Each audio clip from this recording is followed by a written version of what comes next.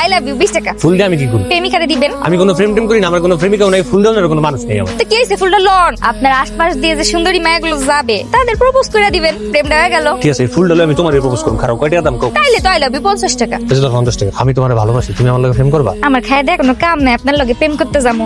আমি বেশি ফুল, আমার ফুল বেচা শেষ, এখন দিচ্ছেন দেন, আমি নিয়ে এটা আবার বেচা দিব। মাইয়া তো হেভি চালা গেছে, সকাল সকাল 50 টাকা খাই লাইলো। ভাই কপি, ফুল কপি লাগবে নি?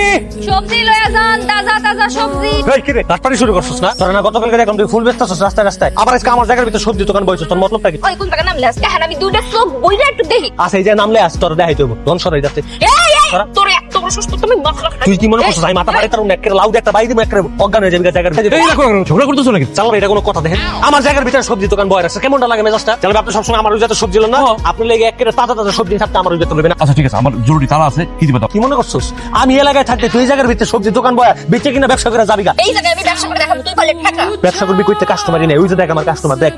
তোমাকে সেখানে পাঠানো হয়েছে একটা কেসে তদন্ত করার জন্য। তুমি সেখানে যে সবজি আলার সঙ্গে গাঁজা করছো কেন? ঝামেলাটা ইচ্ছাকৃত ছিল, যাতে ওরা বুঝতেই না পারে যে আমি একজন পুলিশ অফিসার। ওদের কাছে যেন আমি একজন সাধারণ মানুষই মনে হয়। স্যার আমি ওই দিন জালালকে দেখেছিলাম, কিন্তু আমি ওকে গ্রেফতার করিনি। কেন? কারণ স্যার আমাদের পুরো গ্যাং সহ গ্রেফতার করতে চাই, আর এটার জন্য আমাকে রাত দিন যত পরিশ্রম করতে হোক না কেন আমি করার জন্য প্রস্তুত। তোমার ভাই কিভাবে এই গ্রুপের সাথে ইনভলভ হলো? মানে তোমরা প্রথমে কিছু আগে বুঝতে পারলে কি নিজের ভাইকে এই পথে যেতে দিতাম? আমরা যখন বুঝতে পেরেছি তখন সবকিছু শেষ।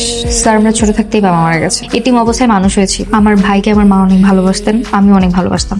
আগে এখানে দাঁড়াও, বন্ধ করো। বল এবার চোখ খুলো। সেটা কি? তোমার কি?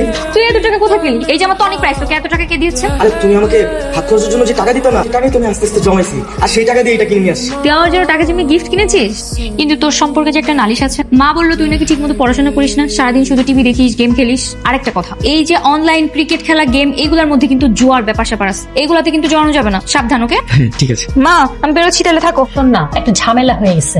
আলমারির ভিতর কাপড়ের ভাঁজে 40,000 টাকা রাখছিলাম, খুঁজে পাচ্ছি না।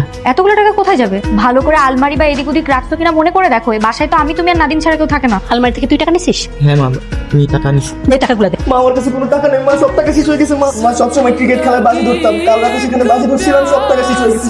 তুই টাকা দিয়ে জুয়া খেলছিস? লজ্জা করলে না তোর? লজ্জা করলে না? তোর মতো ছেলে বাড়িতে টাকা থেকে মরে যায় ভালো। হ্যাঁ বলো মা, টাকাগুলো পাইছো? নাদিম ওই টাকা নিচ্ছে, বাজিতে জুয়া খেলে টাকা হারছে। তারপর আমি একটু বকাঝকা করলাম, আর সেই যে দরজা লাগাইলো, এখন আল্লাহ জানে কি করতেছে। তুই তাড়াতাড়ি করে চলে আয় মা। আচ্ছা থাকো, আমি আসছি। এই নাদিম, মা একটু বকাবকি করছে, এই জন্য রাগ করতে নেই ভাই। আমি মার হয়ে সরি বলতেছি, দরজা খোল।